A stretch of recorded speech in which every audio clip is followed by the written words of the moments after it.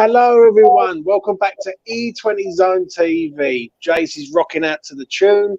I'm a man down at the minute. I don't know where Mitchell is, but Mitchell will hopefully be along soon. But I've got West Ham online. I've got West Ham, Jase. How are you doing both? Good. Good stuff. Well, listen, it wasn't the result we wanted yesterday, but it was the performance. But we'll get straight into it while we see what Mitchie's up to. And we'll start off with this man, Lucas Fabianski. Jase, take it away, mate. What do you think? Rating-wise, I think one of them was his fault. One of the goals. I'll give him. It wasn't too bad though. I'll give him a 6. I think. I don't know if that's harsh. You think that's harsh? No, not really. Not really. I think the goal, in my opinion, it's twixt in between, isn't it? Like on the one hand, you got if he comes out faster, I think he reads the situation. On the other hand, I think Dawson's too slow to read the situation. So, I wouldn't say 6. He made a good save in the first 10 minutes from Salah. Oh yeah, that was good. I think. Sorry, go on.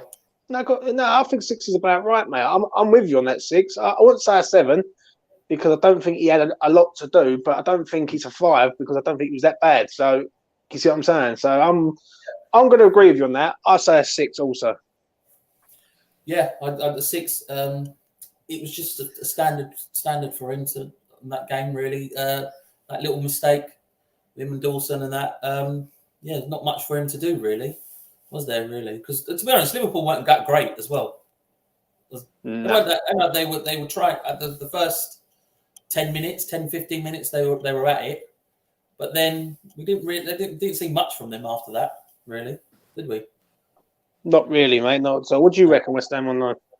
Yeah, I agree. I think a 6. I think he showed the good parts of his game and the bad parts of his game in this one performance. The good parts was his handling was second to none. Every shot basically he caught. The one-on-one with Salah was good as well. But as usual, he was a bit too slow off his line for the Mane one. I think most keepers in the Premier League would have got that. He just doesn't come off his line quick enough. And his distribution was relatively... he's too slow at times in distributing the ball. But we already know about that. But it was an average game for Fabianski. I'd just give him a 6. 6 out of 10. 6 is all round for Fab. Moving on to this man, Cresswell. Kicked the ball off the line. Saved the day for us, really. Otherwise, it would have been 2-0. West Ham online. I'll let you go first on this one. Give me your assessment of Cresswell yesterday. Do we do half ratings on this show? No halves on this channel. You know what I mean? No one sits on the fence. I'm too fat to sit on the fence. Right. I think I'm gonna get slander for this, and probably I'm right to get slander for this. But I don't think he was quite a 7 yesterday. I think he done okay. Obviously, it was great anticipation for the line chance. I thought his set pieces were unusually poor at times, but he done all right on the left-hand side. He wasn't one of the main players in the game, if that makes sense. To be fair, then again, he did keep Salah relatively quiet, and Salah's one of the best players in the league, so I guess you have to take that into account. So it's between a 6 or a 7. I'm going to give him a 6, which I know is very harsh. I don't know. I think he was okay. Some of the corners that he put in, I'm sorry, but sometimes he do one good cross, 3 bad ones. I'm going to slightly agree with you on this one. I think a 6 is about right where I'm at. I don't think he's a 7. I don't think he was absolutely first class, but he did kick the ball off the line. He was there, so you've got to give him some credit. You've got to give him some credit for that. So I'll probably go with you on that. A 6 for me. Jase, what do you reckon? Yeah, I agree. 6. I don't really see much of him really. Like I know he done the greatest save for us and that, but after that it wasn't really much. Didn't see much of him really. Salah was pretty poor. that game. Yeah, definitely. Yeah. All over the place Salah was, and even Klopp knew that, and he took him off. So, Do you know what I think he done well with Salah? I've seen a lot of defenders do this with him in recent weeks. He didn't give him any time to turn. When Salah turns, that's when he's at his best, because he's not actually a real. He's not like Mahrez. He's not brilliant to watch on the ball. He's good on the ball, but he's not a creative player in terms of coming inside, dictating the play. He's very, very greedy, Mo Salah, and Cresswell just didn't give him much time to turn yesterday. So that's what I will say was the good part of Cresswell's performance. I will agree with you both there on that. Moving on to this man. I go on the other side, to Ben Johnson. I don't know what to say about Ben. Sometimes he's good, sometimes he can cross, sometimes he can't even cross the road.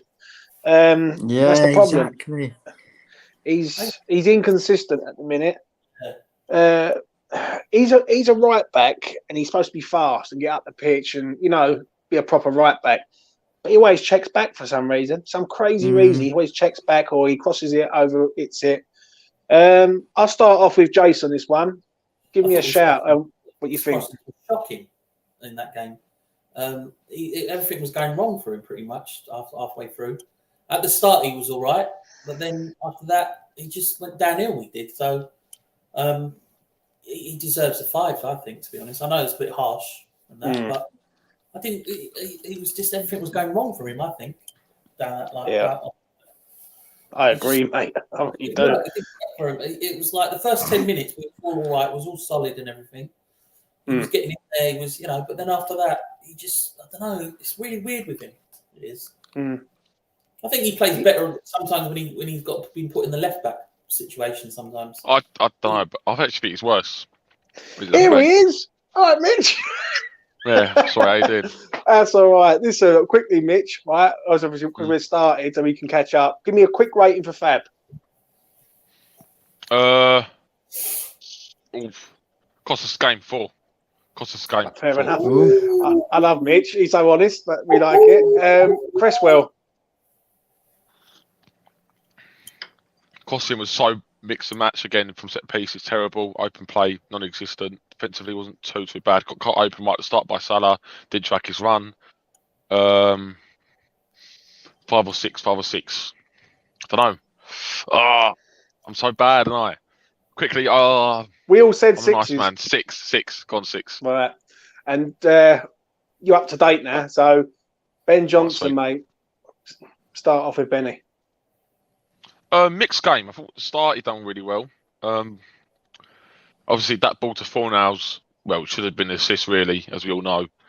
I thought, I don't know. Ben Johnson's such a weird one. I think he's just about our best right back, but I don't know how we've got into a situation where we looked at quite good with fullbacks, but as we spoke about last week, I don't know if it's to do with the contract situation. I don't think it is. I don't think a player really plays differently if they're in contract talks, unless they're talking about leaving the club. But it's like, it seems all right. I don't know. I just don't think he's been playing too great last couple of games. I think he just lacks that final ball quality, that bit of pace really that you need. Defensively, I thought he done well though. To be fair, yesterday. What did you boys give him for rating? Well, Jase has given him a 5. I'm going to give him a 6, and it's only just a 6 for me because of the pass that he put. It's into Fornals. Other than that, it's just a 6. It's just over. Like it's just 5.99 9. Literally, it's just over that. Like just a 6. I'm quite harsh with him, I think. But so it's up to you, Mitch. 5 or 6er. I'll give him a 6. Yeah, I'll give him a 6. Does needs to do slightly better though, just slightly. Yeah, I agree. I'm not sure how highly I rate Ben Johnson. I think defensively he's very, very good, but his crossing is at best questionable. I'd give him a 6 in this game. I thought he done all right. As I said, defensively he was good.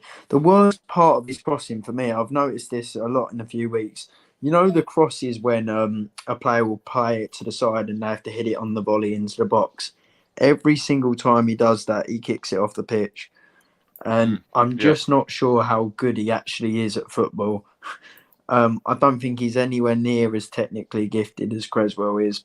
But at the same time, he's 22 years old. As I said, he's very, very good defensively. So I hope he will improve in that regard. But at the moment, I'd say he's definitely a 6. I agree on that. Moving on. I keep saying, I think he could do a good job in midfield. Do you know what though? With him, he's got to liven up. He's got to liven up because I would have Ashby in there, mate. I've always said that from minute one. I see Ashby a few times. I think cross the ball very well. He's definitely better technically. And that's the one thing with Ashby is he's forward thinking all the time. He's forward.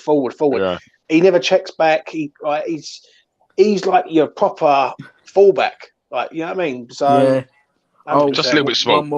One more thing I've got to say. I know he hasn't been very good this season, but I personally think Soucek is our best right back. Well, just don't tell Mitchell that. Anyway, moving on to Zouma. Jase, take it away, mate. Yeah, I thought he was solid. Not too many mistakes. Pretty decent with all the fans were giving him and that as well. You can hear it and that. So I think it's 7. I think for him.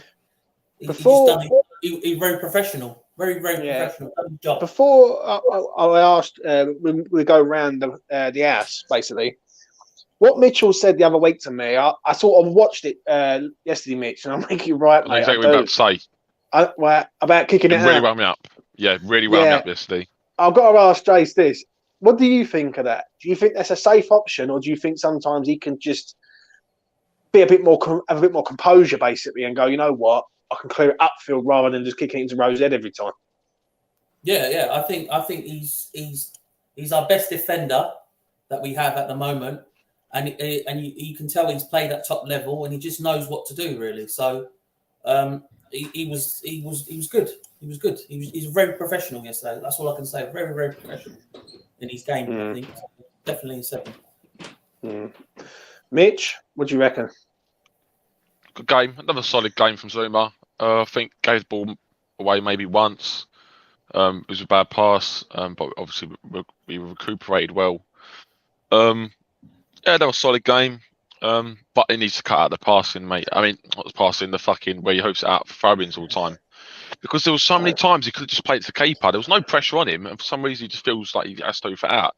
Like as a defender, you go clear your lines, but like I feel like if that was, I don't know, say he was playing for Pep and he done that, Pep would be fucking crucifying him. I could understand he just gave away the possession to him straight away. There's no need for it.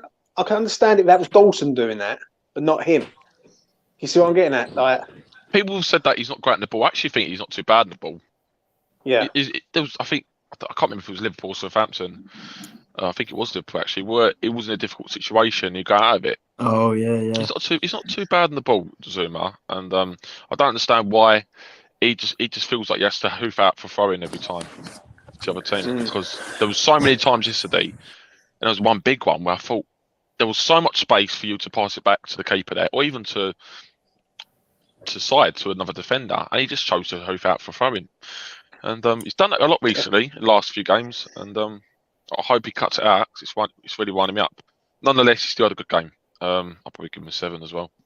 7. I will give him a solid 7. I think he was good. I think he can. He's a top defender. I agree with Mitchell 100,000% about him kicking it out, because when I do player ratings with Mitch, and for how long I've known Mitchell, he's always said that to me about him. I thought, you know what, I'm going to keep an eye on that tonight, and and I did. And the amount of times the ball was going out for like into Rose Head, and it was like we was under control. We had the situation under control, but you just hoof it out. I'm thinking, if you're a bit more composure there, mate, you could like go around that another way. But nevertheless, a solid 7 for me. West Ham Online, what do you think? Yeah, I think ever since the incident, which I don't condone, but ever since the incident, he's been flawless. 7 again. I thought the only part which was a bit dodgy between him and Cresswell was when Salah got through in the first minute and a half. Both of them fell asleep a little bit there, but apart from that, I agree. I thought he was brilliant, and I agree as well about the kicking out thing because I remember I was sitting there in the stands watching. There was one time where he could have even just let it go out for a goal kick, just shepherd the attacker away. He just booted it into Rowe's head. I think maybe he's panicking at the moment because of what's happened. Maybe he feels a bit under pressure. I don't know because I wasn't really keeping an eye on it until recently. I've noticed it as well. But overall, yeah, he was brilliant. 7 again. Moving on to this man. Maybe he's waiting to hit some dirty Scouser. So don't blame him, to be fair. 100%. I wasn't convinced with Dawson yesterday. I'm going to change this up a bit. I'm going to start off with West Ham Online. What did you think of Craig Dawson yesterday? Because I weren't convinced at all. I think the goal personally was more Fabianski's fault than Dawson's. I think we all know Mane's a bit quicker than Dawson. Maybe Dawson could have got there a bit sooner, but I think in that territory, if you like, Fabianski's got to be there. He's got to be out quicker. I think that's a goalie's job. Dawson, I'll give a 6. I thought he was average yesterday. I didn't think he was terrible by any means, but he's got to stop this thing where I know he's not very good on the ball, but there was times when he could have played it short and he just kicked it away. He just left it as long as it could go. We all know what he's like. He's a good defender, but he has his limitations. And yeah, it was a 6. He was average, but overall he done okay. For me, before I move on, I weren't convinced at all with him yesterday, mate. I think I'm giving him a 5. I think he should be reading Mane's movement. Like, he knows that he's a fast player. He's bang in front of him, and he's just lets him run completely off him. He also got booked for trying to bring down, I think it was Diaz, I think it was, running through, and took a swipe at him there. Dawson against pace just doesn't work. I've always said that from minute 1. So for me, he gets a 5. Jase, take it away for Dawson. He put his body on the line a number of occasions, taken on square in the face was one of the examples, and he continued the same in vain in the second half, getting numerous blocks and that. So, but he just struggled with pace, really, didn't he? So, 6, yeah, 6. I think I can't, I know. I think a 6 was, he's getting the job done really sometimes, and what we need from him. So, I'll give him a 6. I would. I'm being nice to him. Right? 100%, mate. 100%. Mitchell. 6. Exactly what Jay said actually about the blocks. I think he did put his body on the line a few times. The block with the head was a major one as well, where he took it right in the face like a proper geezer. And he made a good tackle as well. I think it was on Salah where he had an opportunity to shoot and he quickly nicks it away from him. That was a good tackle as well. I actually thought it wasn't too bad. I wouldn't say I was unconvinced of him. I'm unconvinced of him when we're getting counter-attacked. That's when I'm like, fuck, here we go. Dawson's on the ropes here. And they run at him because he does struggle. He does shit himself, to be honest. But they didn't do that too much yesterday because I think the system kind of worked for us and I thought our structure wasn't too bad. And plus, they weren't quite on it, Liverpool, yesterday, especially Salah. So, yeah, I thought Dawson weren't too bad. I'll give him a 6 as well, yeah. I don't blame him for the goal either, if I'm being honest. I blame Fabianski purely for that. I don't know. I think it's a bit of both, mate. But we will agree to disagree on that one. Moving on to this man, Manuel Lanzini. I've mixed it up. I've left Soucek out for this one, and I'm going to go for Lanzini first. I'm going to start off with Mitchell on this one. Okay. Is he your man of the match, mate? No, he's not my man of the match. He just missed out, but that's purely because he missed that massive opportunity. I was thinking about it yesterday when I was speaking on Jaze's channel. I think he had a good game. Very good game, in fact. But that chance was massive. It was massive. He done well to kind of fake do a dummy and sent the defender. I can't remember who it was. Trent. Trent, yeah, done very well for that, and then he needs to score that. He has to score that. I'm not going to lie. And it would have been a different game then, you know. But besides from that, I thought he intercepted the ball fantastically yesterday. Tackled well. Didn't look like he struggled with his physicality like he has been in the last few weeks. He got stuck in quite well. Kept the passes simple. Passed it forward well. Always looked forward, and he linked up well with everyone. I thought played it in tight space if we need to, but then played it around in other times to get out of dangerous situations. I thought he done really well yesterday alongside Soucek. To be fair, I'll give him. I'm not going to give him 8. I can't give him an 8 for that miss, unfortunately, because it is massive. So I'll give him a 7. Blimey, you're a guide, mate. You're a guy, and I'm going to go next for that. Now you've said a 7. I've got to come in. I've got to jump in on this one. I can't give him a 7, mate. He's getting a 5 for me. 100%. 100%, mate. He's getting a 5 for me.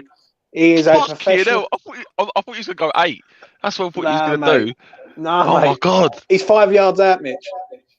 Yeah, I agree. He's 5 yards out, and he can't even get it on target. Why did you say, was he your man of match then? No, because he's someone else's man of the match in the top right-hand corner, but I'll get to him in a minute. For me, I thought, he passed the ball well, but I thought Liverpool still got through the midfield quite easy. Jordan Henderson was roaming about, and Liverpool had more of the ball yesterday. Let's be honest, they had a lot more of the ball, and we was defending mainly. But that chance, I'm sorry, that chance, Mitch. I don't know. It is massive. It is massive. It's a massive chance. James, that's really shocking, mate. I'm sorry, brother. 5. How can you give him a 5? Mate. Are you serious? James, I'm going to have a heart attack. Oh. Because the reason being is, and I'll tell you the reason why I'm giving him a 5. Yeah, because he gets 2 points off for missing that chance. 100%. Because that is like an open goal. 2 points off for missing that chance. No. He got into a good position for it. I suppose you could look at it. I will give him a 5.9999. I ain't giving him a 6. No, that. Come on, you've got to give him a 6 at least. Come on. Nah, I can't, mate. I can't. I'll be breaking the rules of YouTube. James, that's the first time you've ever shocked me on this channel. Mate, I thought he was good. I thought he was okay. Jase, I thought he was okay in spells. I really did. I thought he was he passed the ball well and all that. But Liverpool had more of the ball, especially in midfield. They was getting through us. If you look at the possession stats, they had a hell of a lot more of the ball, and we was defending mainly. But the chance is a major chance. You can't sugarcoat it. That's a major opportunity just gone there. And it ain't like he had to do a lot of work. He had already done the work. All he's got to do is hit the target, and it's a goal.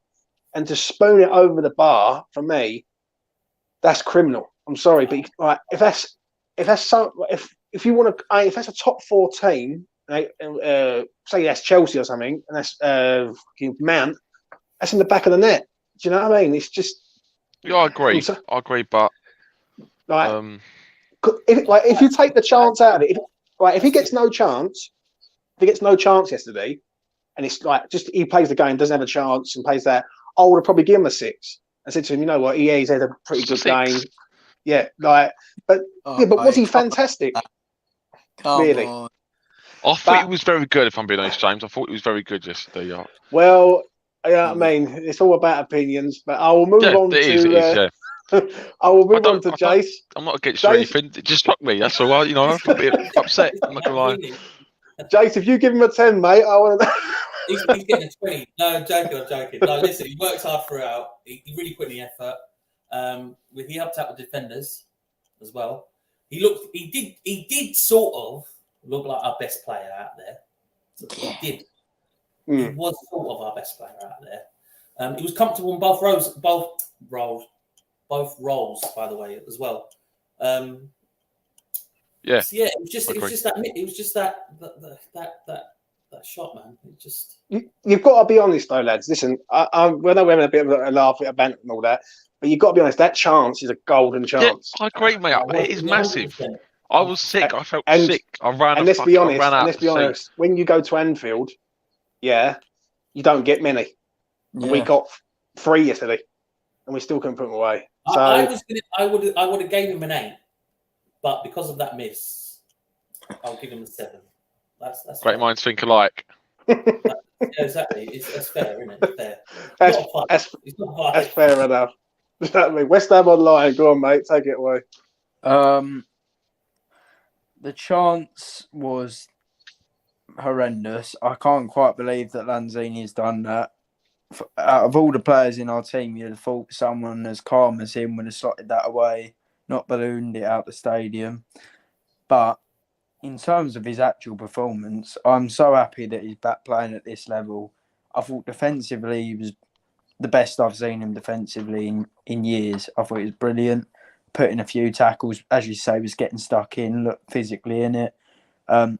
He's press resistant. He was getting the ball off the defenders when a lot of these defenders are hoofing it long, turning and getting fouls when he has 3 or 4 men around him. He's one of our only players in our team who takes the ball off the defenders and is capable of actually playing forward. I just didn't expect him to get back to this level, personally. I thought he was, bar the end product, in terms of the finish, I thought he was absolutely brilliant. I've got to give him an 8. I thought he was quality, absolutely quality yesterday. So I just saw one of the comments, Tony Mahama. Wow. 5. Well, mate, we move, son. I don't know. Like, we've got 8s, we've got 7s, and we've got a 5 from me. That's what it's all about, I'm afraid. But yeah, we move. I love it. Moving on to Mitchell's favourite player, Soucek, and I'm going to let Mitch go first. What did you think yesterday, Mitchell, of Soucek? I thought it was very good yesterday. And I'm not going to lie, it did surprise me. I thought he'd crumble, especially at Liverpool. Doesn't mean I still don't rate. I still don't rate him. I still wouldn't play him next season. He still would be my partner next to Rice next season. He'd still be a bench warmer for me. But nonetheless, I thought he was very good yesterday. He created that chance for Lanzini as well. Done well for that. Usually when Soucek gets in those positions, it means he just runs down the channel, tries to cut it back, and then player tackles him. But no, he actually made a really good run, and it was a really good cross to Lanzini, to be fair. I thought he defended really well. And he kept it simple. His passing wasn't too bad yesterday, actually.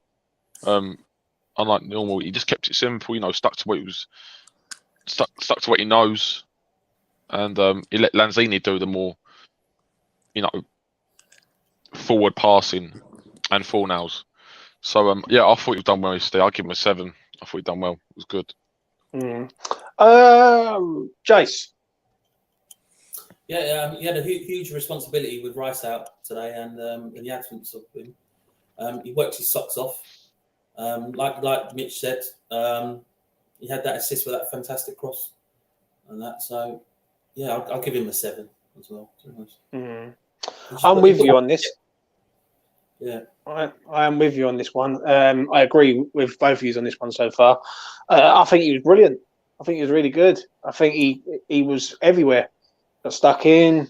He took the role of being defensive yesterday and not advancing. It did suit him. It did suit him.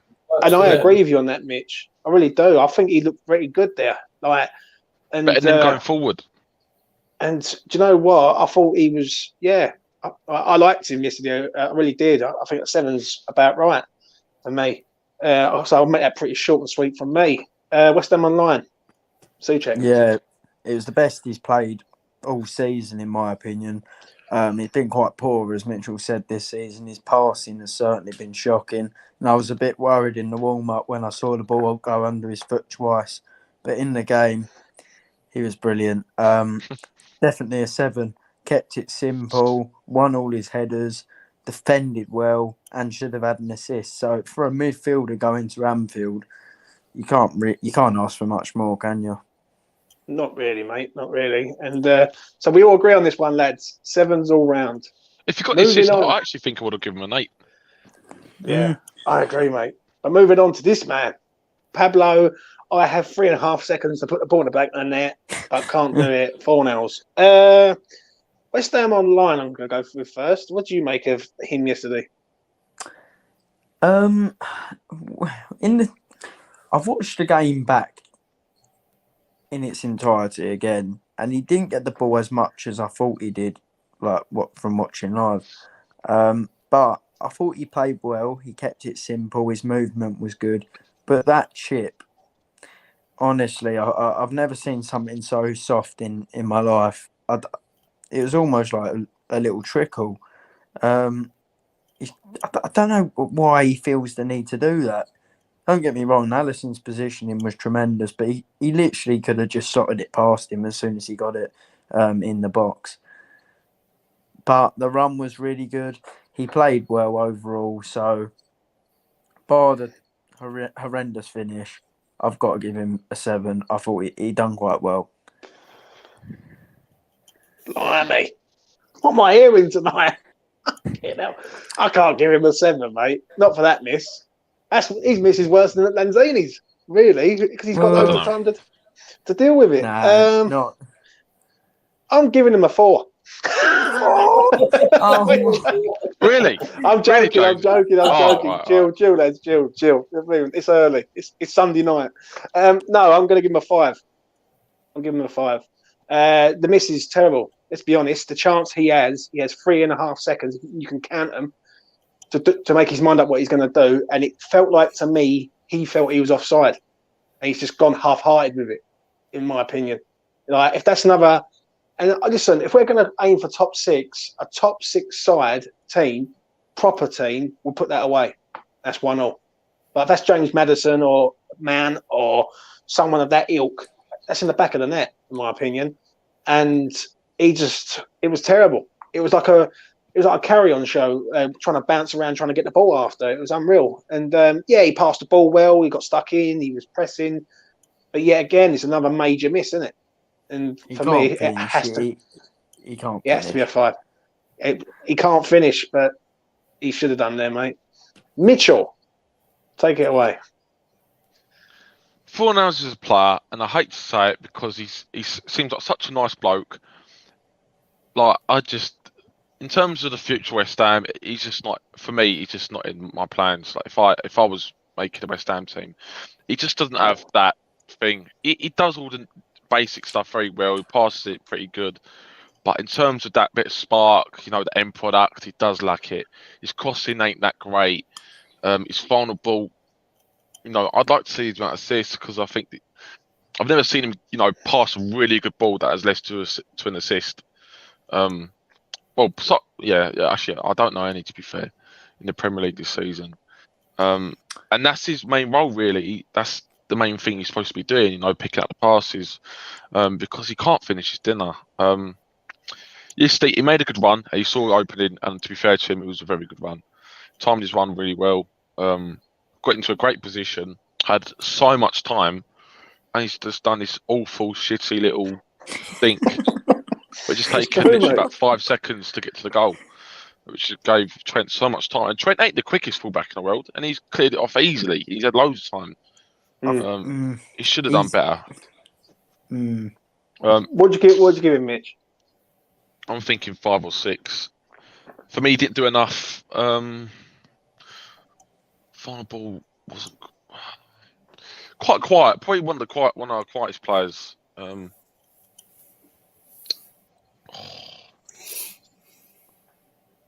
or 6. 5. Fuck it. Whatever. Jase, take it away, man. I don't know. I disagree with you guys. I thought he worked ridiculously hard yesterday. He did. He worked hard. Work hard doesn't necessarily mean when you get much from it. He was trying to be too cute with that when he was trying to score and that, and it messed us up. But I don't know. I think you're being a bit harsh on him. But is it though, Jase? Yeah, I understand what you're saying about him working hard because I hear that quite a lot. That 4 hours works hard, but he's got to be taking that chance, surely. Surely, he's at the moment when you look at him, everyone's saying he's like just a squad player, isn't he? At the moment, the thing is at next level, But from what I've seen yesterday, I thought he worked his bloody socks off. He tried his best. He was getting in there. He was getting there. He was. If you look at the heat map and that, he was everywhere. His football IQ is underrated. I'm sorry, his movement is very, very, very good. The problem is with that. You can have all the work rate and you can do all that, If you've got no end product, what is the point? Exactly. Like, He shouldn't be a forward. He should be a midfielder, in my opinion. He should be playing as a midfielder. In a free, maybe. In a free, exactly. His best attributes, and I see every top analyst I see always is a big fan of his. And I think the reason why is because his movement and his actual build-up play is really, really good. His problem is that he slips over every time he shoots. I don't know if everyone's noticed that, but he's like a slip and slide every time he shoots. And he's not got the hardest kick. So his crossing isn't great either. But in build-up, he's actually very, very good. But before I get Jase's rating, I need to ask this to everyone. But surely he has to do more in the final third as an attacking player. Like, he has to be assisting goals, scoring and even goals. as a midfielder, I think you should be producing more because that's not really good. It's not good enough for me. Like, Declan Rice should put that away. Or should put that 100%. away. And he's an offensive midfielder. And the amount of chances Forlan has got, in the past. That's a great comment from Danny Jackson. The miss was looking like he played with a deflated ball. It was, yeah. It was so slow, wasn't it? He put so much backspin in it. Jase, give me a rating for him, mate. Obviously, you think he done pretty well yesterday. Done pretty well. It's just that chance. It's just, a 6. I'm being a 6. I'll give him 6. A 6 from Jase. Right, this is going to be fun. This one, Mr. Vlasic. I should say about Forlan. He was the quietest player. Yeah. I don't know where to start with this kid. He plays for 60 minutes. He's got good energy, but he's got nothing else about him. Yeah, he can put a good cross in. That's about it. Listen, he played a couple of nice passes into Antonio. He showed good strength at times. He's just missing something. He's missing that. Yeah, he's got no spark. Let's be real. That's the problem, isn't it? He's just missing something. I'll give him a 6. Yes, I'll give him a 6. I would say. See, Jase. I'll be honest with you. Before I go around the house, basically, I look at him and I feel that it's been a massive flop this year. This man has just done nothing really at all. Would you agree on that? And I can't see stuff either. I agree. Dan's a massive big. Dan. He's a massive fan of him. He's supporting him. He's saying he's not getting the chances and that. But I've not seen nothing from him since he's come, to be honest. And like I said, there was a couple of nice passes to Antonio and that, But then after that, it didn't. He just disappeared. He did. Yeah, he's like the man he was, pretty much. Mitch, what do you reckon?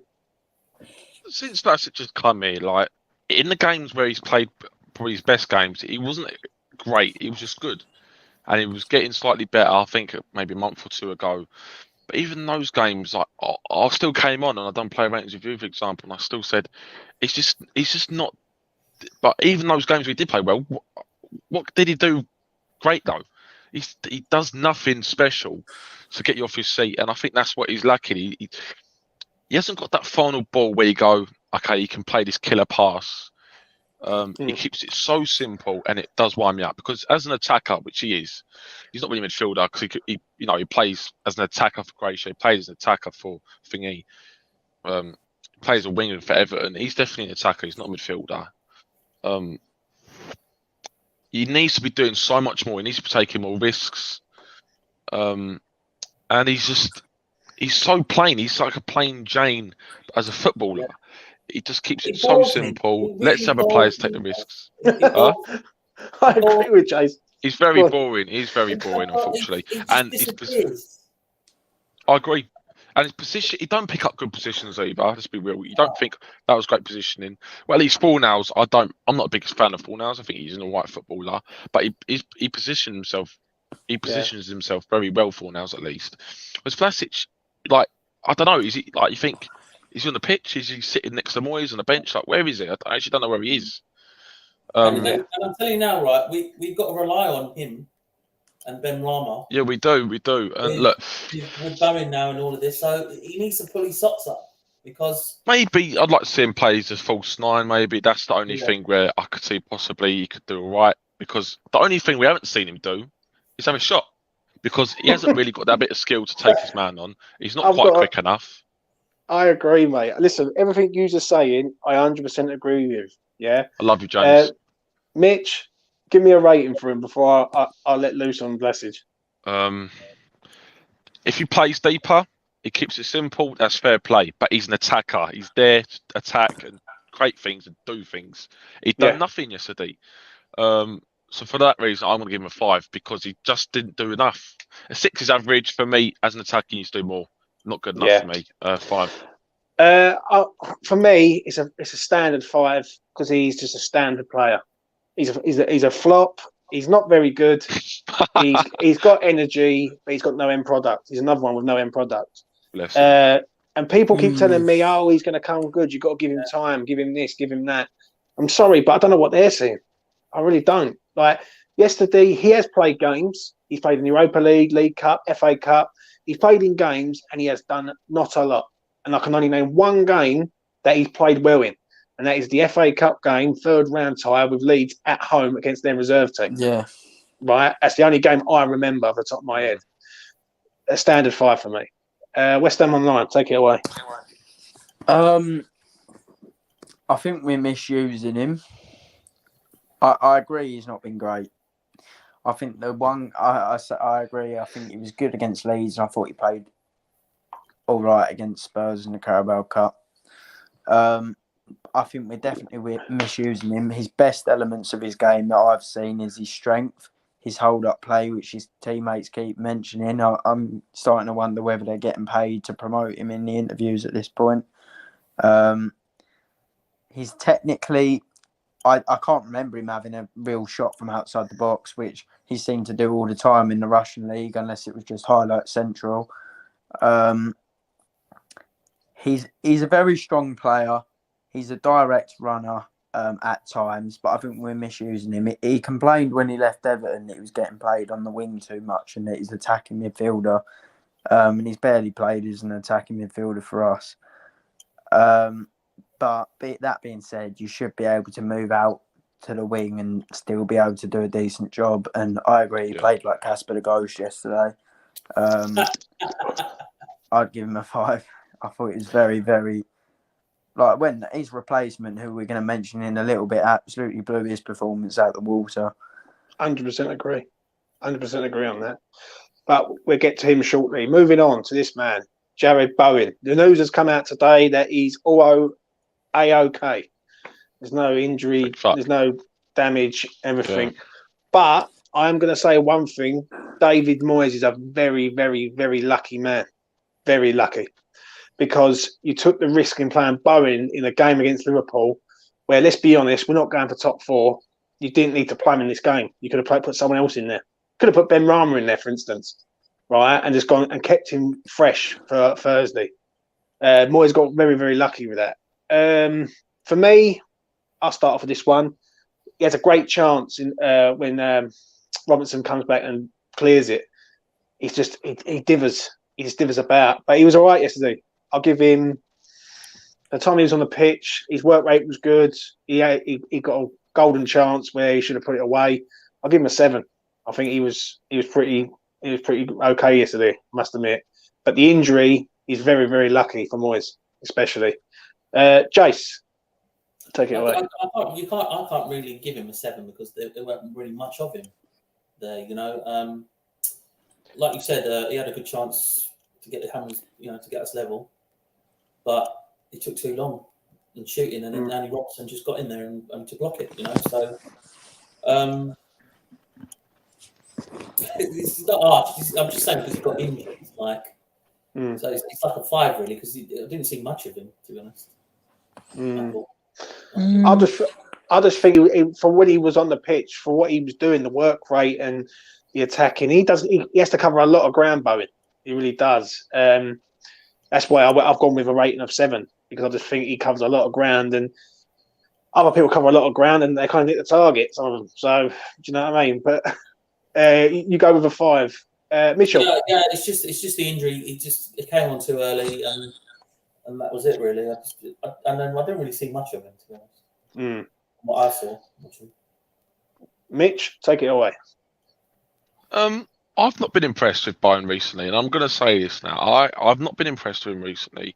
Whether it's because he's playing too much, I don't believe that. I don't believe in fatigue unless a player's really, really struggling. He's not struggling. He's just, I think, I don't know, his first touch, for example, first like 10 minutes yesterday, he took 2 touches, and they were shocking touches, and the Liverpool players went it back straight away from it. And I was watching the game with a mate, and he said to me, "Oh, come on, the ball was the ball was fired at him." I went, "Okay, watch when the fucking Liverpool players get the ball when they smash it towards Salah or Luis Diaz or Mane. They control it with fucking precision and quality. But Bowen done it twice yesterday, and I thought, come on, mate, you got to control it better." I think I don't think he was that good yesterday. I didn't think he kind of risked enough. I think when he tried to get forward, I think he was cut out by Liverpool attackers straight away. I think he did slightly too much for the Robertson one. I think he should get his shot away a bit earlier. Or I didn't think he was at full kind of sprint. It didn't look like he was at full sprint, which was a bit weird as well. But I think he could have done slightly better there. Maybe that's being a bit harsh, but I think he could have done slightly better. But overall, I didn't think he contributed much to the attack, to be honest. I think everything, to be honest, really was set from Antonio, I think. I didn't think it was that great yesterday. I think it was a little bit sluggish on the ball. I'll give... it's either 5 or 6. I'm trying to think. I'll give him a 6. He was average. I'll give him a 6. 6 out of 10. West Ham Online. I actually thought he done all right. I thought in the time he got on the pitch, and the width he held and the way he was drawing fouls, and I think he was helping Ben out a lot as well. I thought he actually done quite well, to be honest. I'd give him a 6. I didn't think he was anything more than that. He didn't, as you say, he weren't involved in too much attacking movement. But I think you can tell why Jurgen Klopp's such a big fan of him. Yeah, I thought he'd done okay. It wasn't his best game, but we all know what he can do. And he just didn't get the opportunity to do it yesterday. But I thought some of his passing was decent. He was switching the play, which we needed. Yeah, I think he played an underrated role. And I'd give him a 6. That's fair enough, mate. That's fair enough. Before I move on, please do smash a like on the video. It goes a long way. It helps me out. And we'll move on to this man, Mikel Antonio, who for me, I thought was excellent yesterday. I really did. My man liked him him personally. Yeah, and mine and all. I thought he was good. He looked like he was up for it yesterday from minute 1. I'll start off with Jase on this one, and I'll leave me till last. So, Jase, take it away, mate. I thought bright start from him. Tested Alisson earlier on. It was a bit wasteful when the game got on a bit, but he just worked his socks off, didn't he? Really, he was everywhere. He was, and he was getting there when he was getting in the box and that. So definitely was man of the match for me, I thought, as well for us. I was speaking to Doyle actually, the Liverpool fan on DR Sports yesterday, and he said he was man of the match. He thought for the game. So exactly what it just shows you for him what he did, and yeah, I think he just couldn't score, could he? Noble as well. Noble get that cross into him, and that it just didn't work for him, did it? So no, yeah, pretty decent. I thought a good solid player. An 8, I would say for me. I mean, yeah, definitely. Yeah, I'm with you on this. I think the only thing I will say is a chance in the second half when he's running through and he could cross it, put it aside for Benny. He goes for it. I think that's he sees the lights of the goal and he doesn't see around him. That's the only thing. But other than that, I think he was excellent. I think he had their defender on toast for most of the game. Hard working. I was very 50-50 with that one, to be fair though. The Antonio one. At one point I was saying play it to Benrahma. I was saying play it. But I looked up. I don't know. Actually, he's quite. Yeah, I thought it was much harder than the picture made it. But I think if you're a more natural gifted striker, you would find Benny there. You could you can sort of jerk your run a little bit or dummy the defender. Maybe do something like that. I could quickly give my rating before I hand it over to you, Mitch. I'll give him an 8. I think he was good, and he was my man of the match, 100%. Mitch, take it away. I thought everything that you ask of Antonio to do, he hasn't been doing for months. A good first touch, holding the ball up well. He's been bullied all over the place. He's been falling over. He's been taking silly shots. His passing's been bad. He tries beating players when there's no hope, and just a bit selfish. So yesterday was exactly the Antonio which what he can do, and he completely threw his ego out the window. And I've been saying this for a while now. He seems like he's had a bit of an ego recently, where he's playing for himself a bit. But yesterday was completely different, and I thought he just threw it out the door. And he played for the team yesterday. He really did. He pressured really well. It seemed like he was at full fitness yesterday. Like, even though he's been playing a lot of games recently, it didn't seem that way. He seemed like he was really up for it, and out there to kind of prove a point. Maybe it had something to do with the manager saying you've got to improve your performances. I don't know. Maybe not, because Moyes licks his bumhole. But I actually thought everything he'd done yesterday was good. Besides from that chance, obviously, where he could have played it into Benrahma, I think he could have done slightly better. Difficult pass, but if he doesn't pass it, then he's got to do better, I think, with the opportunity he had, which he didn't. But it was good yesterday, winning the aerial battles as well, which is not like him for this season. He hasn't been like that. Good first touch. He linked up really well. I thought he linked up really well yesterday. I was really impressed with him. I'll give him an 8 as well. My man of the match. West Ham Online. I thought he done really well. I think I'd give him a 7. I think recently he's been slightly better to what he was last month. Don't get me wrong, he's not been anywhere near the Antonio we know he can be. But obviously he scored at Southampton. For most of the game at Wolves, he was good. And obviously yesterday he played really well. It was the Antonio we saw for a long while. His shooting was good, bar the incident. He was getting in the right positions. He was linking up play well. We didn't look like a non-league player when he got the ball in terms of his first touch.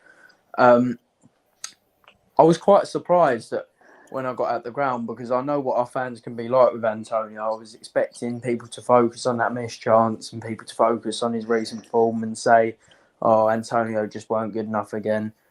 So I was actually quite shocked that everyone was saying how good he was, because, yeah, I agree. I thought he was really good. When he plays like that,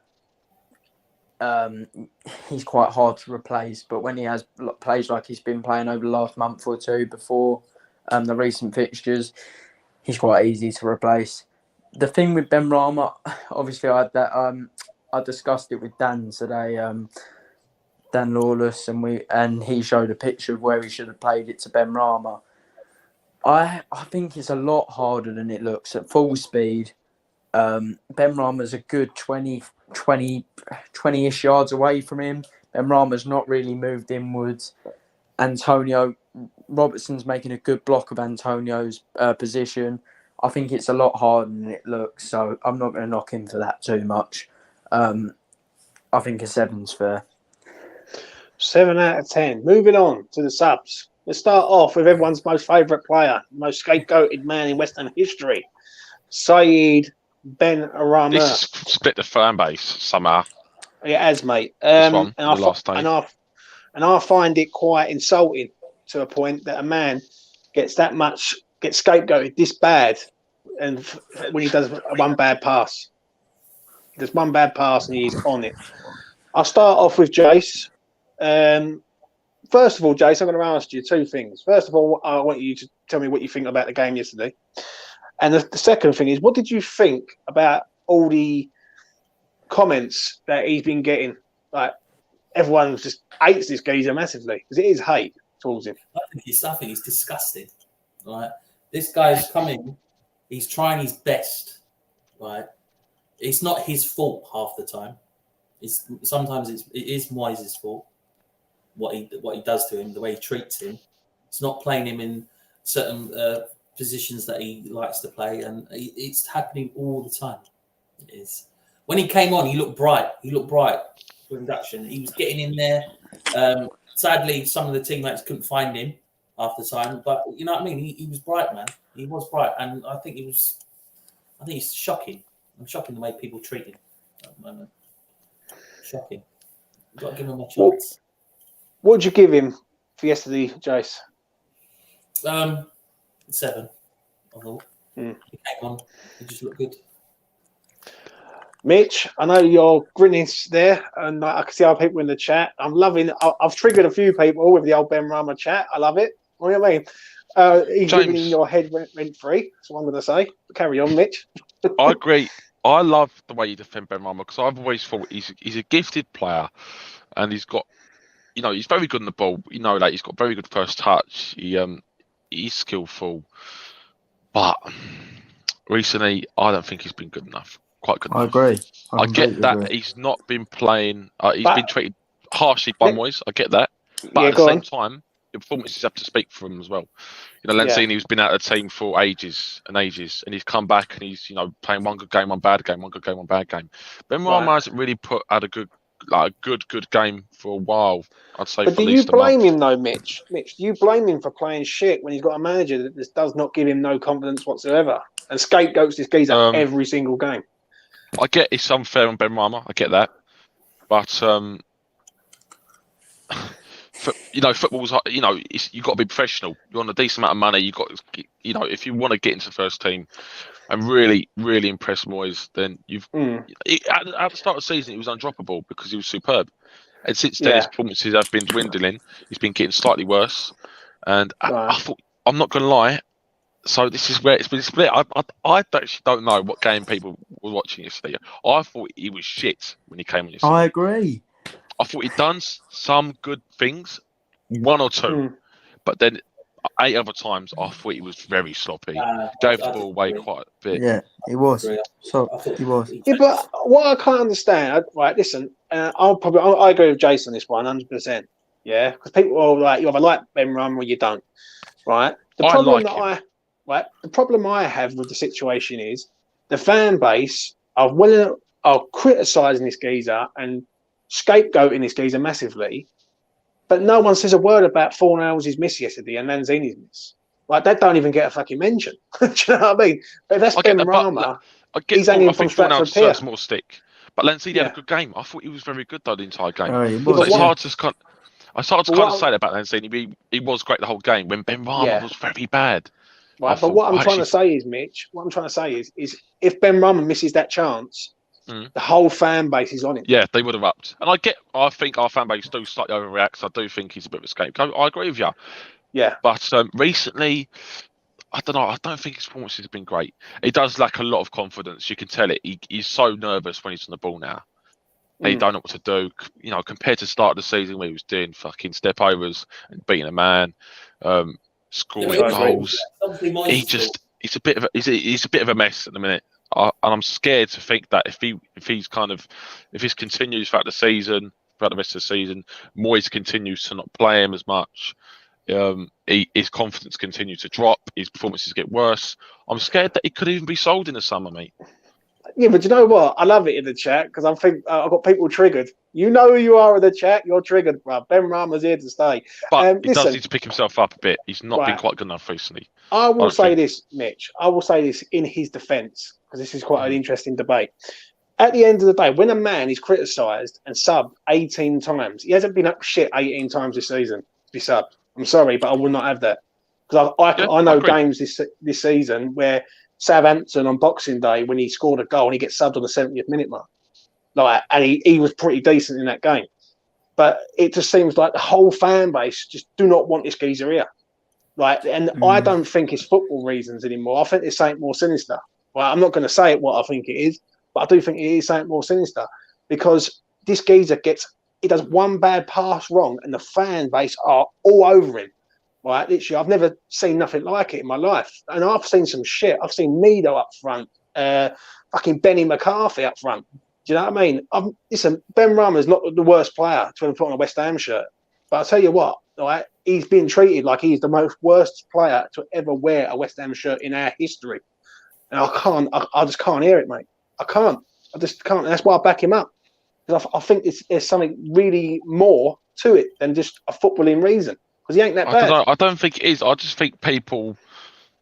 I don't think it's more than that. I just do think people are seeing something slightly different in terms of footballing thing. I do agree that with a lot of the comments yesterday, in terms of the way he played, because I don't think he was good enough. But yeah, I do think he's been a bit scapegoated. But I think that's because I think people know that he could be slightly better. Actually, I don't know. Actually, is that true? I think I think people don't really see that he's got that talent. I think he's got raw talent, and I think if he went to another club, he could do really well under a different manager and different circumstances. I don't think Moyes rates him at all, and I think that is a big problem. To be fair, I think. I agree. Yeah, he has got an agenda. What'd you rate him yesterday, Mitch? 5. 5. West Ham Online. I will do my rating last. Tell me, Benrahma. Benrahma. This guy, I've never celebrated a goal more than I've celebrated this goal against Newcastle at the start of the season, because I truly believe this was the year for him. Well, this year, I mean, I've not celebrated a goal more. Newcastle, first 4 or 5 games of the season, he was incredible. Still got him as my screensaver now. He was incredible in the first 4 or 5 games of the season. He was incredible away at Genk. But the one thing he's always done, which is really, really irritating, I don't think his decision-making is very good. Yeah, I don't think it is very good. I think yesterday he came on, he was getting the ball and crossing it into He's always done this cross where he crosses it into nobody, which is really... He comes inside on his right foot and crosses it into nobody. Start of the season, though, he was making up for it because his direct running, his trickery, the goals he was scoring were brilliant. I agree he gets scapegoated too harshly. The Southampton game is a very, very big example of it, where he came on in the 52nd minute, couldn't do a lot, and for some reason he got all the hate. I don't think he gets any more scapegoated than Mikel Antonio, though, who I believe gets scapegoated just as much. The amount of hate I've seen for Mikel Antonio... I disagree on that one, mate. 100%. And I'll tell you the reason why I slightly disagree with that is because Mikel Antonio has been here over 7 years. Yeah. And Benrahma's been here 18 months. Yeah. And there is a difference. Like, Antonio... and Antonio started every game. Yeah. And Antonio has to lead... Not by Moyes, by... I think the fan base are always on Antonio's back and Benrahma's. I think it's been good enough, Antonio.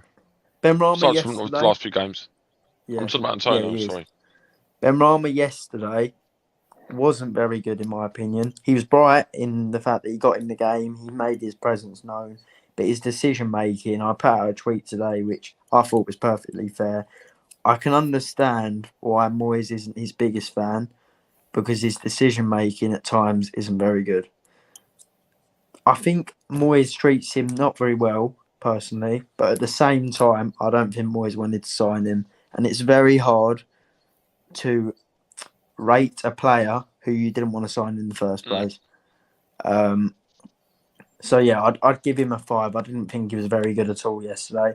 But in the same breath, if Bowen is unavailable for any reason, I do hope he starts in Seville, because he's been way better this season than Nikola Vlasic.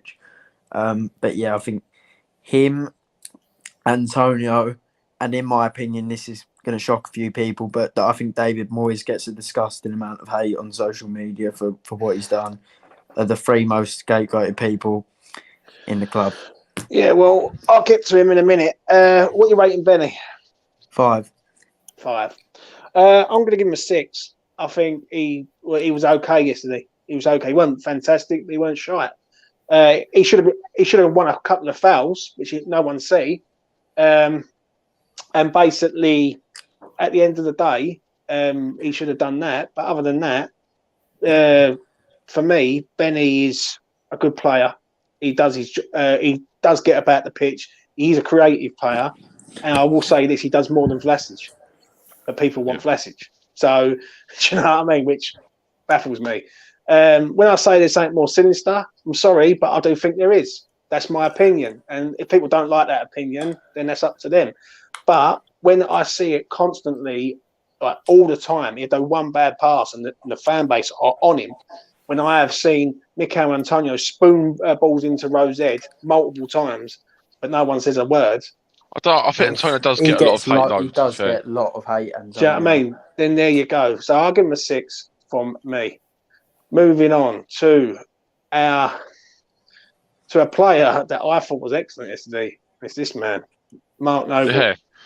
I thought he was absolutely top class, mate. His passing, 92% pass accuracy yesterday. Jase, take it away, mate. Yeah, he was solid, man. He came on and he done his job basically. Like again, like you said, he only misplaced 2 passes and that was it. Rest was brilliant. He was good. He was good. Rolled back the years, didn't it? Seeing him, and that he was against Liverpool as well.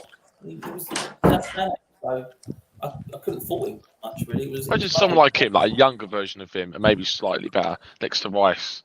It would complement Rice so well, and that's what I see in potential compared to Soucek. But I'm going to give him 7. Mitchell, I absolutely love this man, and you know what? I do completely regret tweeting about saying, "Oh no, but what the fuck?" Because in terms of sentimental value, like he's the player that I've grown up watching. Obviously, he's since I started first watching West Ham, as when he was young, and I've kind of grew up with him, and honestly, I've got so much respect for Mark Noble, and I absolutely adore the man. Dad sold him a car recently as well. He's got his phone number, and I absolutely love the man. And to be fair, him coming on, it was a bit unfair of me saying that. I thought he was very good. We know he's very slow, and he's not the strongest of players. Defensively, he weren't great. I know players gave him a little bit of run around in midfield, but when he was on the ball, I thought he done really well. I remember there was a time he was under pressure, complete pressure in midfield, and there's Liverpool players all around him, and he just volleyed it straight over to the wing and went straight to Cresswell. And I thought, you know what, mate, fair fucking play. I was really impressed with him when he came in yesterday. Somehow, his ball to Antonio as well was fantastic. That's one thing he's kept, his passing range. He's still a good passer of the ball. To be fair, that's about it. But obviously, we know that he's about to retire. But look, I can give him a set. I think a 7's fair. He done exactly what was asked of him, and he nearly got an assist as well, and probably should have got an assist as well. So he was unlucky. I absolutely love you, Mark. I'll give him a 7. I'm going to give him an 8, mate. I thought it was fantastic. I think he didn't put a foot wrong yesterday at all. Like the pass into Mikel Antonio from the outside of the boot is like top draw. It's like really, really is top draw. And what's frightening about the whole situation is that he's leaving at the end of the season, and he looks looks like he's back to how he was years ago. I thought he was excellent. Really did. Quick one for me. 8. West Ham 1-9. I don't think people quite appreciate how technically good he is. I think if you went down and saw the players train, your jaw would almost drop at how good he actually is at passing, and technically he's got one in a lifetime technique. It's just a shame he's got the pace of a tortoise and got no real tackling ability. But in recent years, that has been slightly inconsistent, though, that technique. Yeah. He has, but I think overall his technique, some of the passes he plays, like his passing range is his pass to Antonio yesterday was a joke. Really, he's 30. I don't know. I can't remember how old he is now, but he's not mega old. He's just aging really quickly, and he bless him. Yeah, he's aged really quickly. Obviously, with his pace, it's really difficult for him, and yet he's still keeping up with the pace in terms of how quickly the ball's being played in the Premier League at Anfield. And he doesn't look out of place at all. In fact, he looked miles apart from Nikola Vlasic, which I mentioned earlier.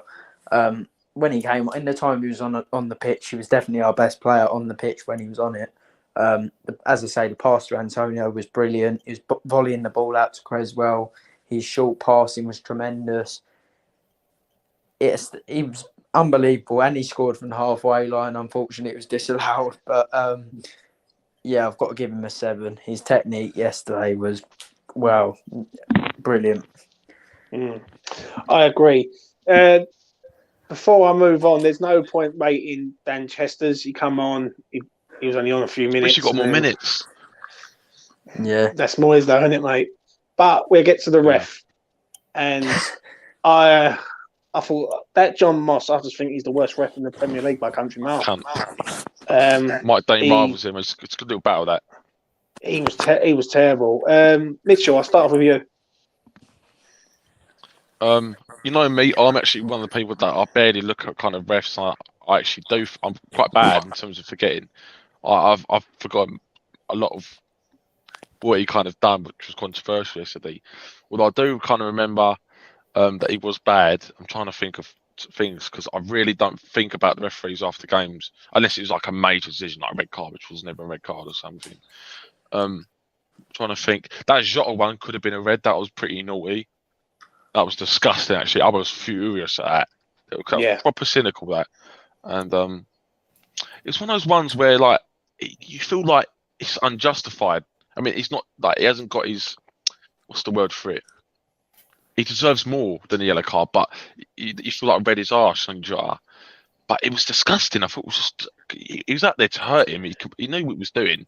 Also, don't forget the Van Dijk elbow. That was no one. Yes, I remember that. No. That was that could have. They didn't even give a foul for that. I said that's at least a foul minimum. Yeah, because he did come in. He come in like it wasn't like he was kind of next to him and they both rose and he elbowed him. Yeah, he came in and elbowed him. Do you know what I mean? When they both rose, so I think it was definitely a foul at least. But John Moss little things. I think Bowen was it Bowen or Antonio? Where they should have got more fouls. Konate fouled. A lot of our players quite a few times, especially Antonio, and we got nothing for it. 1 or 2 times as well where we were fouled. The Liverpool players were fouled. It was very, very light, and they got a foul for it. And I got in the centre midfield. I remember a couple of times. Again, typical John Moss, just a cunt. 4, can't stand him. Cannot stand him. Actually, no, 5. I'm going to go 5, actually. I'm going to go 5. Cool, you're being kind, mate. I'm giving him a 3. I mean, he's lucky. I think Vlasic goes down in the corner. He don't give him a foul. Van Dijk goes in with that was ridiculous. with an elbow. He don't give him a foul. Benrahma gets fouled by Trent. He don't give a foul. What else was there? He just silly little things, really. The Jota one's dangerous, and how that wasn't reviewed. I just don't like that ref at all, so he gets a 3 for me. Jase? Yeah, 3 for me. Exactly what you just said there. He didn't give us anything, really. It was all for Liverpool, everything was pretty much, and we didn't get anything out of it, to be honest, and he didn't help us at all, to be honest, I think, so 3. West Ham Online? I thought the linos were worse. The lino up by Vlasic's side, how the hell he gave that as a foul by Vlasic on Van Dijk was absolutely baffling. The problem with John Moss, I don't actually think he's as bad as people say. I think what he does is he gives fouls on purpose because I think he just looks like he's huffing and puffing all the time. I do wonder if... He's not fit enough, is he, for 3? No, I don't think he is. I watch him yesterday. I'm thinking he's just not really keeping up with the play here. And when you're not keeping up with the play, you can't see the finer details. But to be honest, I don't think the refereeing decisions really affected the outcome of the match too much. And that was what I was thinking. I changed it to a 5 at the last second. Yeah, I'll give him a 5. I didn't think it was anything near like the Arsenal 3-3 last year, in which was one of the worst refereeing performances I've ever seen. Can't remember who that was, but yeah, just give him a 5. And the final rating of the evening is this man, David Moyes. I will start off with Jase on this one. Sorry, what was that? Yeah, Moyes. It's the same old Moyes, isn't it? Every week, pretty much. I didn't really. He brings on players too late. No, he had to bring on Benrahma on because of the injury and that. But it's just standard, isn't it? It's just standard Moyes again, isn't it? Nothing changes. Everyone knows what we're going to play. They know our tactics now. So yeah, he was. I don't know really. I don't know what to give him. Probably a 5. Just wasn't. You know, could have got more out of that, I thought. Yeah, I actually agree on this one. I really do. What do you reckon, Mitch? I just don't get why he just doesn't have a little bit more faith in the youth. I would like to see Chester's come on in latest 80th minute. I would have liked to have seen him having a go because when did he bring Vlasic off? 60th minute for Noble.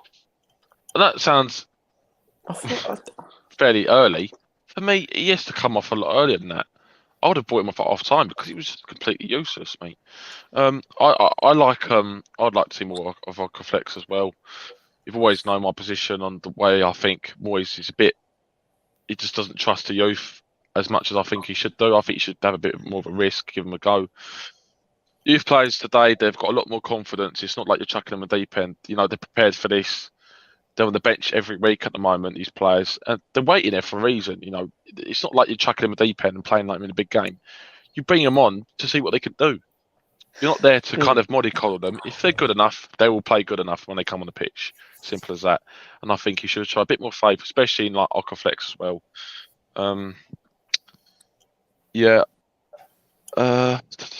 He took a risk with the line-up, to be fair. Bit of a risk, but it worked. Because he did play well. It was just down to the individual players. We just didn't play great. We played a bit of a different system yesterday. We didn't play it down the wing as much. We kind of went central a bit more, looking for the killer pass each time. And you know, it did work. It did work. And I did like the way we played yesterday. Not as boring, slow progression West Ham with like we've seen the last couple of months. It was not bad. I'd give him a 6. I'll give him a 6. I don't know what to give him. If I'm Maybe honest. a 7. Maybe a 7. Because I'll tell you the reason why. The 5-1 in the chat. Like my mate Paul starts losing the rag. I think Moyes is a very, very lucky manager. I think he's a very, very lucky manager.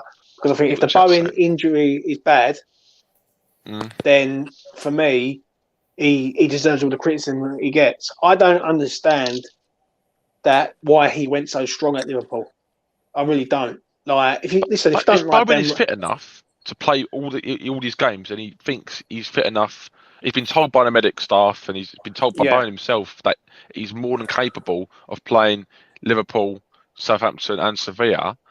Then do you blame him? Because the Liverpool game, and I don't know about you boys, but the Liverpool game ain't going to define our season. So even if we go up there and play Flex or someone like that, like it would have been a good learning game for them, so to speak. Do you know what I'm saying? For me, if Bowen's just for argument's sake, Bowen gets injured, he's out for 2 months. That's our season over, like that, just gone through a game which really we could have done without him. Do you know what I'm saying? I think he's been very lucky there. Yesterday, I'll give him a 6. I think he done the subs at the right time. Brought Noble on, who I thought was decent. Yeah, I'll give him a 6 from me. But I think he's a very lucky manager. I do mean that. West Ham Online. Well, I love Moyes. I think if I'm David Moyes, and I'll say this in a second actually, he's gone to Anfield with Craig Dawson, Thomas Soucek, a lot of limited players, and outplayed them and deserved to win. We played okay in parts. We've created a lot of chances, but a lot of Liverpool fans are giving him credit and saying what a tactical masterclass he put in yesterday. He made the subs at the right moments, in my opinion. Yes, the Benrahma one he had to do. But Noble, not a lot of people would have done that Noble sub, in my opinion. and it worked perfectly. He's gone to Anfield, which is one of the hardest places in the league, and arguably outplayed them. The hate I think personally he gets even more hate than Benrahma. I've seen this guy on social media is the way West Ham fans treat a guy who has got us from staying up just about to European football, in my opinion, is incredibly ungrateful and a little bit embarrassing. If I'm him, and I see the way the fans react to what he does for the club, I'm not sure if I'd stay. Give me a rating from yesterday, and then we will discuss Moyes before we wrap up. I think I don't know what more he could have done. I've got to give him just because we didn't win. I'll give him a 7, but I don't know what more he could have done. And that is all the ratings done. Before we sort of come towards the end, West Ham Online was saying about the hatred or the stick that Moyes gets. Now, I just want to go around the room quickly and see if everyone agrees or disagrees. Me, I agree he does get criticism, but I think he deserves it. I think with no signings, he's borderline taking the piss. I think you know that you need a centre half, you know you need a striker, you know you need a left back, and you don't sign no one. Now, if we don't end up doing anything this year, and we end up the season filters out, then you've got to look at that window and go, well, why didn't you sign anyone? Do you know what I mean? Like we're in our best moment and we don't sign no one. Jase, take it away on Moyes, mate. What do you think with him? With Moyes, it's just like this. It feels like you're missing. He's missing something. Like when you think about what he's done, it just feels like we could do more. Do you know? Do you get what I mean? Like, yeah, I totally agree. There's something missing, and it's not. And you can't just. He's just not giving us that opportunity. Like, and his decision making is been pretty poor. I feel, to be honest, with certain things. Don't get me wrong. You know where we are, and that is brilliant. We can't moan about that, can we? Really, we're not in a relegation battle or anything like that. But I don't know. It's hard to put on like something. It's just there's something missing that we need from Moyes. We need that final piece, I think, from it, and he's not giving it to us. I don't know. I'm lost. What about you, Mitch? What do you think? I think the criticism's fair. I really strongly believe that, and I think that's purely because look, I'm forever grateful for Moyes. I would, if I saw Moyes in the street, I'd be kissing, cuddling him. I adore the man. However, in recent time, there's a lot of doubts in my mind. I still think he's the right manager for the job at the moment. He's done all right in the last few weeks. Obviously, the Southampton game was shocking. Not necessarily his fault though. But it's in the past. We've got to this point now. Yes, I'm grateful, but this is West Ham Football Club. This is not Moyes Football Club. We need to progress. January is the key. It was such a massive, massive point. And, if we made a couple top quality additions, which I think other managers, in his position would have done. So I don't believe it was all down to the board. I think the board had some part to play with it, the fact we didn't sign anyone. But I think Moyes was also a massive part. I think if Pep Guardiola was at this club, we would have made, I reckon, 3 signings. And you could blame the board all you want, but I think we would have made 3 signings. And it's not necessarily, they didn't have to be players which had to necessarily go in and make an instant impact. They just had to be they just had to be a minimum of a squad player, because we've got such a congested fixture list coming up and such a thin squad that we need these players. We've been quite lucky as well that we haven't had many injuries this season. And we have been quite lucky with that. And we're lucky that Rice has been absolutely sublime this season. And we're lucky that I had a really good start, because recently, I think tactically, we've been playing really bad. Last couple of games, I think Wolves have done much better. Southampton, I thought he didn't play too bad, even though we lost. And then this day, I thought he played slightly better. But before that, I thought tactically, Moyes has been absolutely shocking. The way we've played, the way we set up, the questionable substitutions with players like Benrahma. just the way he's been playing hasn't been that great. And I think Moyes has deserved the criticism purely because he's been very stubborn and he's not been changing the things. He's come out himself and said that his players not good enough as Antonio and players that we want to improve the squad. But we all know that there's so many players out there that would have improved our squad. And I think it was just really shit excuse from Moyes. Look, I'm going to back this manager and I'm going to wait to the end of the season. I still think, I would still probably keep him to next season. I mean, I would still keep him, for next season as well. But that could all change. If things start going really downhill and say Rice left, I think a lot of that is down to Moyes because if we really improved in January, we could, and which I think we could have done with, apparently the budget which we had, then, if we were to say go to the final Europa League or progress further in the FA Cup, got to the final of the FA Cup, or even qualified for Europa League or Champions League in the Premier League, which we could have done if we made some better signings, or some signings at least, that might have, swayed Rice to stay. Because at the moment, we don't know what's going to happen with Rice in the summer. If Rice does leave, I think a lot of that is on Moyes. Depending on how the season finishes, if we finish, Champions League positions, or even top 6, and we've done really, had a good campaign in Europa League, and Rice left, then I don't blame Moyes. I thought, fair play to him. But it's all on the balance at the minute. And, yeah. I think Moyes deserves the criticism. Do you know what? You are absolutely bang on the money there, Mitch. What you just said. Something you said there, I thought, you know what, you're spot on. The thing about Rice is the key to the whole situation. We should be building around Rice. I'm sorry, but Craig Dawson shouldn't be our first choice centre half at West Ham United Football Club. I'm sorry, but he shouldn't be. Yeah. That's the first thing. We've got no striker other than Mikel Antonio. We've only got one left back at the club in Cresswell. And we've got so many players who like square pegs in round holes. Now, I know I'm going to come to West Ham online. He's going to back him up. But for me, if Rice does leave, that's on Moyes, I'm afraid, because he's too stubborn to go out. And I'm sorry, Mikel Antonio's done good things, but he's not a world-class striker. He's not world-class. He's not he's good, but he's good on his day, so to speak. And when I look at Broja on Wednesday, you're telling me that we couldn't have got Broja out of Chelsea. But as I have always said, and you've always said this, Mitchell, Moyes doesn't invest in the youth. He hasn't done since Sunderland. Yeah. And I'm sorry, but he's not going to go and pull a 20-year-old out of the Chelsea academy. Said himself. 100%. West Ham Online, defend him. Every manager makes mistakes. Pep Guardiola makes mistakes. Jurgen Klopp makes mistakes.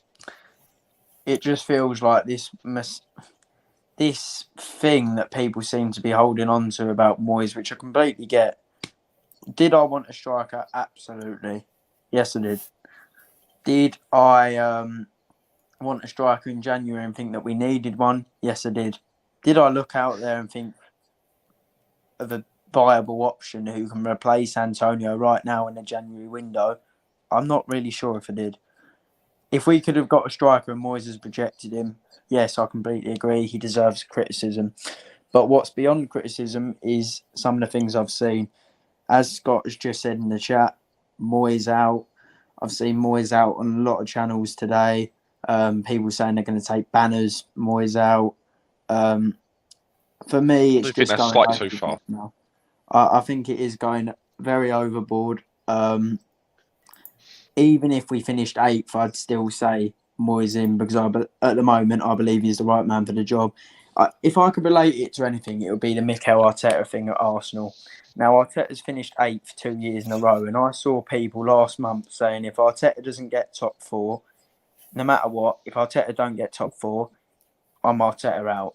And I just think that's some of the most stupid logic I've ever seen. If you can clearly see that a man is building a team which is progressing, I don't think it really matters too much because it's but the problem is with that, Alfie, just to cut in there, is he's not building though, is he? He's not signing no one. But he will. He is going to sign people. I even said it about. But could it be too late in the summer when Rice leaves, and then that'll be a lot of stick will go on Moyes? Do we have to lose Declan Rice to gain a squad? That is the real question. If Rice leaves, If Rice chooses to stay, brilliant. If Rice leaves, I fully believe that David Moyes is still the best man to recruit the viable replacements to be able to move forward. And I think yesterday was a good example of the fact that we aren't just Rice FC, we're West Ham United. Rice is a very, very important player, by far our best player. But there's other ways you can create chances. There's other ways you can defend without having to rely on Declan Rice. I'm going to give you an ultimatum here.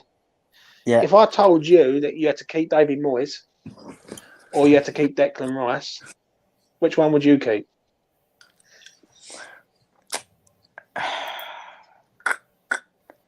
I'd keep Declan Rice.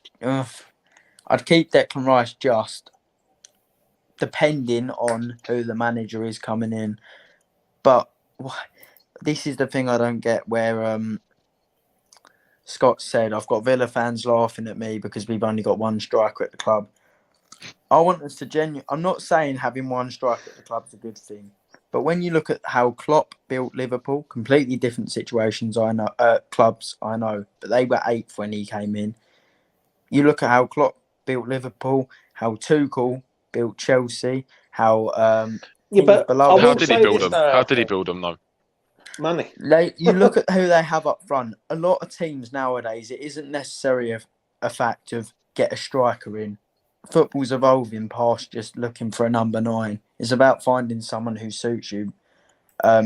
Most teams in the top 6, to be honest, don't even play with a recognised striker. I think people are starting to overvalue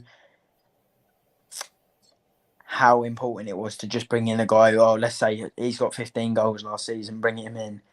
Football's evolved tactically so much where you need someone who suits you. We can't just go, look at him, he's got 15 goals, bring him in. We've done that with Haller, doesn't work.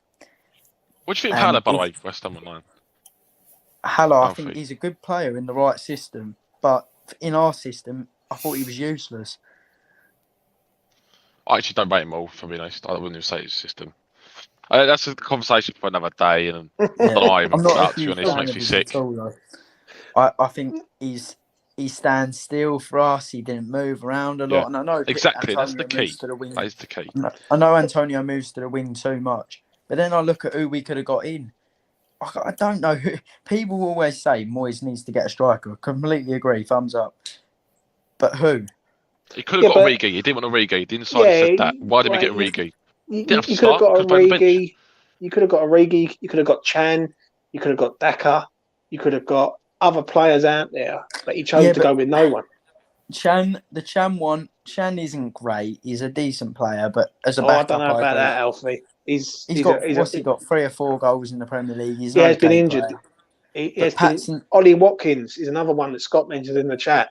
Now, he goes with no one.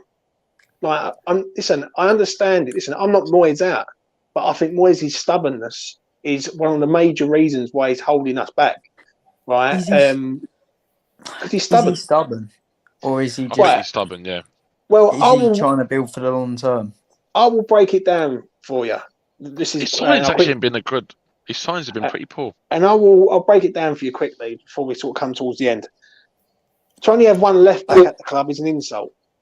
It's an insult because Cresswell got injured in the season, and we've got one left back who can defend, the other one who can't in Masuaku.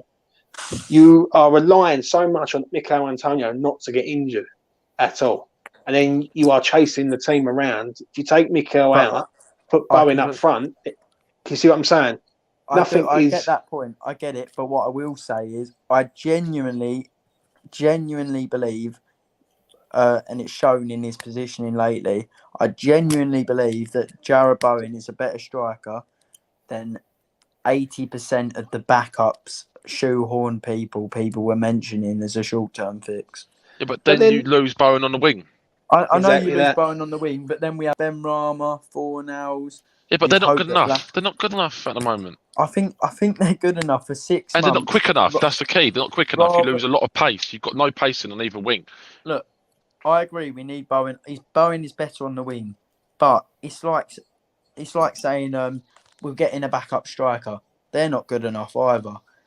Yeah, but then Scott, I'm going to mention Scott here, right, quickly. Scott mentions Tammy Abraham, who was at Chelsea, and I don't know why we didn't sign him. I really thought that would have been Moyes perfect did want for him, us. though. That one confuses me because it was known that Moyes wanted him. So I do get that. I don't have a clue why we didn't get him. Right, let me ask you this. I'm going to ask Jase this, right, before we wrap up.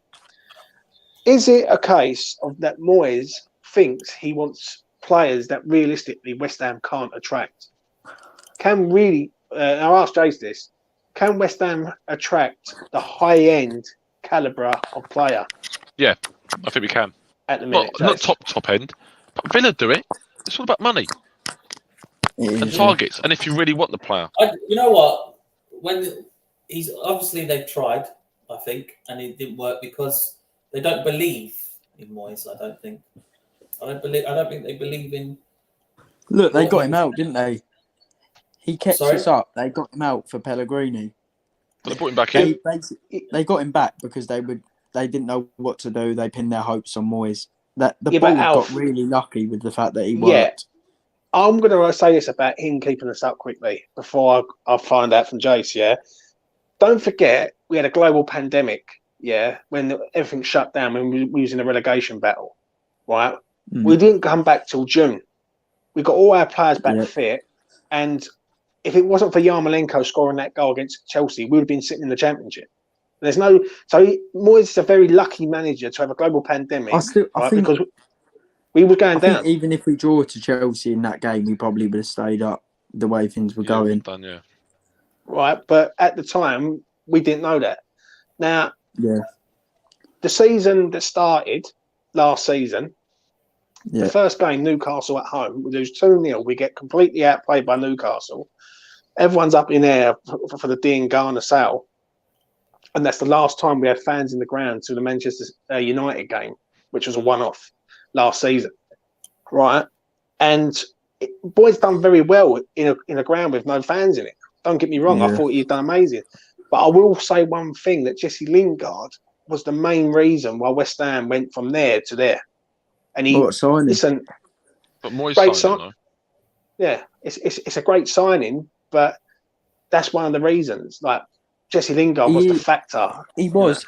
I agree. But before Jesse Lingard joined West Ham, he was known for being a complete meme.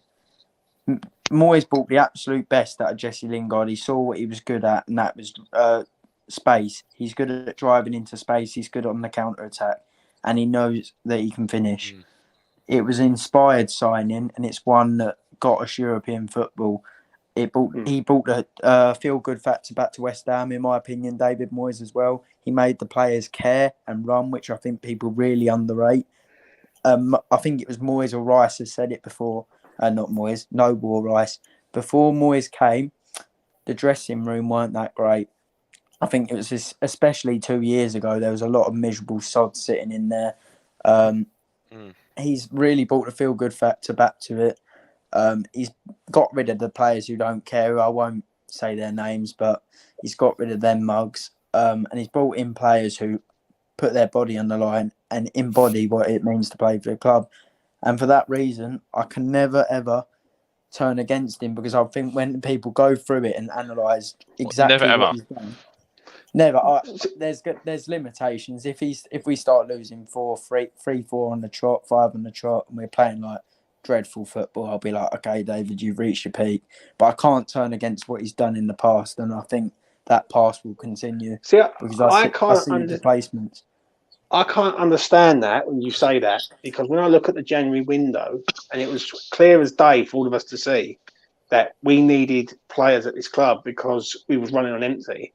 And he not only does he draft up a list on January the 12th, he don't even bother to go out and even demand players. And then the day later, on February the 1st, he's doing a PR video saying that the board are great, everyone's great, and we just couldn't find the players we're looking for.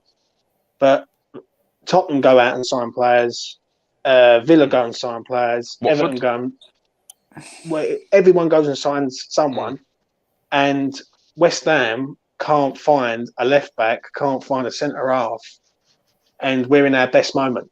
That is not exactly proactive. But look, Arsenal wanted a striker. They were desperate for that striker, Vlahovic. They didn't get the striker in Vlahovic, and they stuck with Lacazette. But their squad depth's better. Yeah, but does that make me downgrade my opinion on Arteta as a manager? No, I think he's going to be a great manager. Yeah, but when you look at Arsenal's team, you can't compare Arsenal to West Ham United Football Club because Arsenal have multiple defenders, multiple left backs, multiple right backs. West Ham don't. We have, when you look at West Ham's team, we've got a lot of players who are being shoehorned into positions who basically don't do it. Like Vlasic the other night against Southampton as a left wing back. That's not exactly proactive, is it? Let's be honest. Like you do you know what I'm saying? So I get what you're saying, but at the same time, if Arsenal get a left injury to Kieran Tierney, with what you're saying with the left backs, I don't know who their backup is. I get what you're saying. I agree. I do agree. Moyes should have gone and got a striker. Him, Rob Newman, the Bald, whoever it was. I'd love to have seen who was mainly to blame for it. Should have been more proactive, and we should have drawn up a shortlist way quicker than we did. But at the same time, buying a shoehorned replacement as a backup, which in my opinion is what we would have done in January, that wouldn't have made as big a difference as people think. And it certainly shouldn't be the main topic of conversation when it comes to why we're losing games. right. I don't know. I think it is. I don't think it is. Listen, I think he's very lucky. I really do. To end it on this, I think he's very wouldn't have to started yesterday. He wouldn't have got the injury. Yeah. And Tono would be fitter for each game. He'd have more energy. Yeah, but you know what energy. Moyes like. See, you know what Moyes is like. He would have started Bowen anyway. because the reason why I say this, Alfie, before we sort of wrap, is that when I look at Alex Crowell, and he is a Moyes signing because Moyes sanctioned that deal, and he's Connor Coventry's to go out on loan to Peterborough and MK Dons. To me, that's not exactly a masterclass signing. That's bad. That is bad. It's Right. not. Look, that is not good business at all. In fact, it's we should not have signed Alex Crowell. But so you can't sit there and say that he is untouchable. At the end of the day. But at the same time, I could look at literally any manager in the league, and I'm talking literally anyone. Managers have a say in who they're signing, but they're not the ones who are the main scouts of these players. They don't have the time. It's the scouting department behind it. And when Moyes joined the club, he actually said, and it was known by all the club, the training facilities are disgusting. We have barely any scouts, and basically it's a League One level recruitment base. So what's Moyes got to do? I'm going to ask this to everyone. I'll start with Jase, and I'll leave West Ham online till last, and then we'll wrap up. What's Moyes got to do this season to make it a very, very good season in your eyes, Jase? Win Europa League. That's what he's got to do. Win Europa League. No, listen. With that, I think a good season will be classed as him getting as far as he can in Europa League. I don't think we'll win it, obviously. No. It gives us a little journey there. Everyone's going to have a good time. We're all going to enjoy ourselves. We're all going to have a couple of beers in Barcelona, wherever, Seville, all of that, if we get, So that's where I think he's relying on that now, you can tell. FA Cup would have been good for us as well, but we messed up on that big time. So all our eggs is in one basket now, really. Top four is not looking great at the moment, but who knows? It's just, I think he's Europa League's his best chance now, really. So we just got to go for it, really. Scott, you've got to be joking with that one. Mitchell? What did Scott say quick? Go on. We missed the trick not getting Hodgson. Oh, don't worry about Hodgson. I think he's joking. I hope so. 100% joking, I know, Scott. Mitch, what do you think in regards to Moyes? What's he got to do to say, you know what, it's been wonderful? Now, you go season by season, so I'm not going to say at the start of the season, what I would have said is what I expected and how I would have expected the January transfer window to go as well. I expected a minimum of at least maybe one trophy, thinks asking for a lot, or top 6. And I think that's the minimum. With the way the players were playing at the start of the season, with the fact that he should have got January plays in January, and the fact that we've been lucky with injuries as well. Obviously, I know Zouma was out, but which didn't help us at all. But besides that, we've been quite lucky. There's been no major injuries to our big players. Rice and Bowen, they've all been fit the whole season. And Antonio stayed relatively injury-free. Besides from that, I think, what was it, 3 weeks he was out for. Now, for me, what he has to do is he has to do well in the Europa League. For me, minimum semi-final, or get qualify for Europa League again. And it's gonna be difficult with where we are now, with the lack of squad depth we've got. But we'll see how it goes. Look, am I confident he will get that? I'm not. I think we'll finish 8th or 9th. I just think I look at all the teams that have got games in hand, and us. A lot of teams got lots of games in hand. Look at the games we've got coming up. It's going to be tough. We've scraped results in the last month against really shit teams. We played a really out of form. Who was the team that we played that was really out of form? We played a really out of form Leicester. We played a really out of form Leeds. And we played a very exhausted Wolves, and we were lucky in that game because they rested a lot of their top players. So we've got lucky in those games. And in January, we got lucky that the teams around us weren't performing. But now they're all starting to perform. Aside from maybe Man United, but Arsenal, they're picking up results. I can't see us finishing above Spurs, if I'm being honest. I think quality, they've got better squad depth. I think it will just edge. Plus, they're not in any Europa League. They're not in any, cups now. And I think we should have done so much better in the FA Cup and the Carabao, mate. Like Southampton, and people weren't angry about that, but I was absolutely furious because we got into a good position in the FA Cup to do well and progress. And if we won that, we got back into Europe as well. Like I think that was so big, the FA Cup, and we completely threw it away. Yeah, that's my minimum expectations, really. For me, top 7. He has to get top 7. He gets top 7, then I think he's done a good job.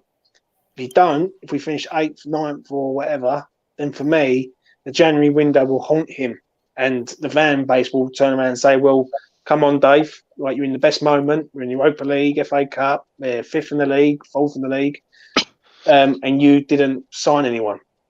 He has to get top 7 for me. He has to.